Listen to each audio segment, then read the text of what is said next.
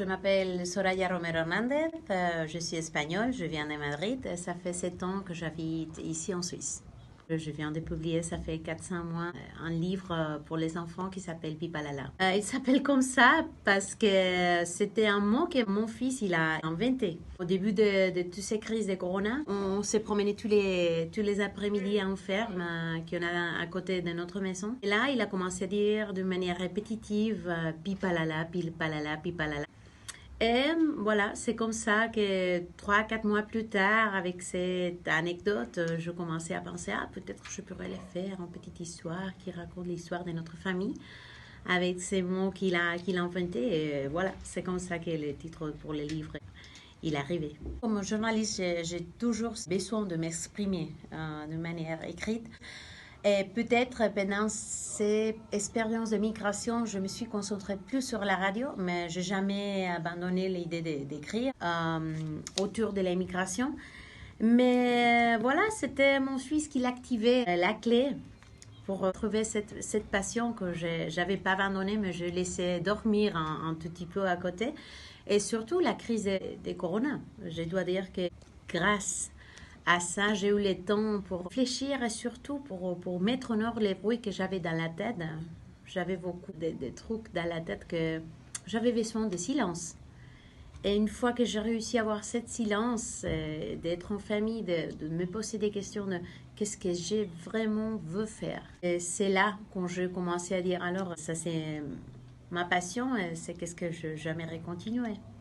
Cette histoire, elle est venue de manière très très naturelle. Au début, c'était pensé pour les enfants, mais c'est vrai que comme adulte, j'ai mis 2-3 messages que les adultes ils peuvent bien sûr détecter. Au début du livre, il y a une dédicace, c'est une phrase d'un rappeur espagnol qui s'appelle El Chollin. Je dirais que c'est un bon résumé de l'intention de le message de ce livre. Non, messieurs, le problème n'est pas la migration, c'est l'éducation. Être différent, ce ne veut pas dire être inférieur. Et ça, c'est le message que je voulais envoyer, pas seulement aux enfants, aussi aux adultes, parce qu'on ne peut pas dénier qu'on vit encore dans une société avec des problèmes d'adaptation, avec tous ces trucs qui sont différents, une langue différente, une apparence différente, un lieu d'origine différent.